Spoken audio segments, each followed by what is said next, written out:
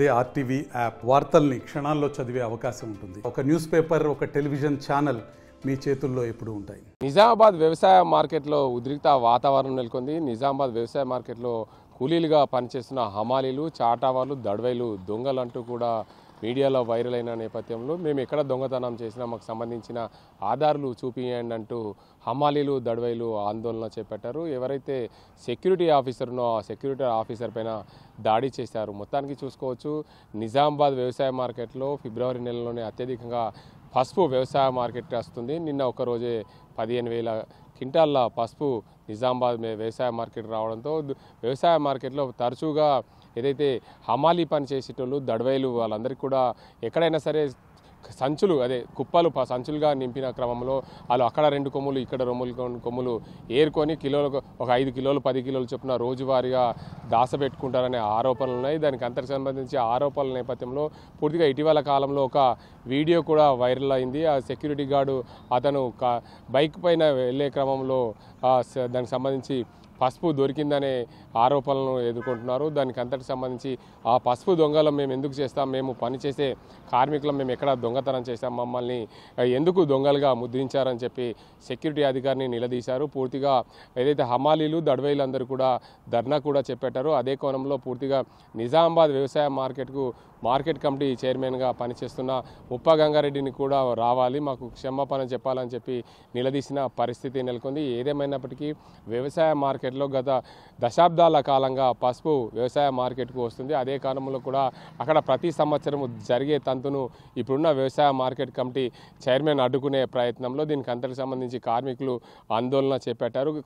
ఈ ఏదైతే పసుపు దొంగతనాలు అనేది తరచుగా జరుగుతుంటాయి, దాన్ని అరికట్టే దిశగా ప్రయత్నాలు జరుగుతుంటే దీన్ని అడ్డుకునేందుకు కార్మికులు, అదేవిధంగా హమాలీలు, దడవైలు, కొంతమంది కమిషన్ల ఏజెంట్లు పాటుపడుతున్నారని చెప్పి ఆరోపణలు ఉన్నాయి. ఆ కమిషన్ల ఏజెంట్ ఎవరైతే ఉన్నారో ఆ వారిపైన కఠిన చర్యలు తీసుకుంటామని చెప్పి వ్యవసాయ మార్కెట్ కమిటీ చైర్మన్ ముప్ప గంగారెడ్డి అన్న పరిస్థితి నెలకొంది.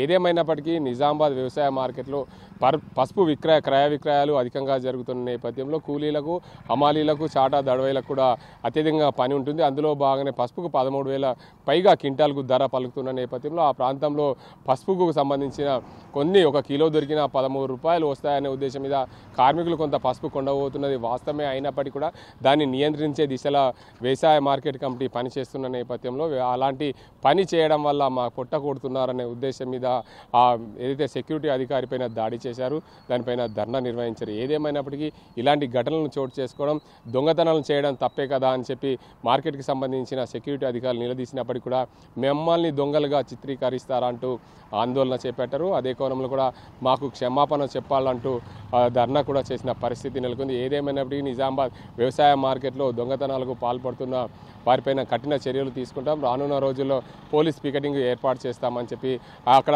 ఏదైతే వ్యవసాయ మార్కెట్ కమిటీ చైర్మన్గా పనిచేస్తున్న ముప్ప గంగారెడ్డి చెప్తున్న పరిస్థితి ఉంది. ఇలాంటి పరిస్థితుల్లో ఆ ప్రాంతానికి సంబంధించి వ్యవసాయ మార్కెట్ అంటేనే ఉత్తర తెలంగాణలో అతిపెద్ద పసుపు వ్యవసాయ మార్కెట్. ఆ వ్యవసాయ మార్కెట్లో దొంగతనాలు జరిగితే రైతులకు ఇబ్బందులు అవుతున్నాయి. నేను ఒక రైతు కుటుంబం నుంచి వచ్చిన వ్యక్తిని కాబట్టి దొంగతనాలు జరగకుండా అరికట్టే దిశగా ప్రయత్నాలు చేస్తుంటే కూలీలు, హమాలీలు అందరూ కూడా మాపై దాడికి దిగుతున్నారనే ఆరోపణలు కూడా ఉన్నాయి.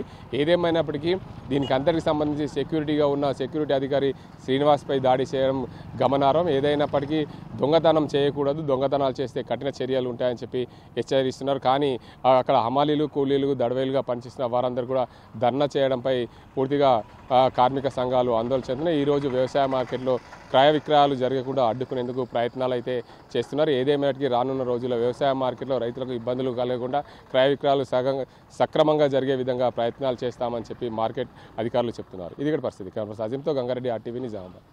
మరిన్ని వీడియోస్ కోసం ఛానల్ ని సబ్స్క్రైబ్ చేయండి, లేటెస్ట్ అప్డేట్స్ కోసం వాట్సాప్ ఛానల్ ని ఫాలో చేయండి అండ్ లింక్ డిస్క్రిప్షన్ లో ఉంది.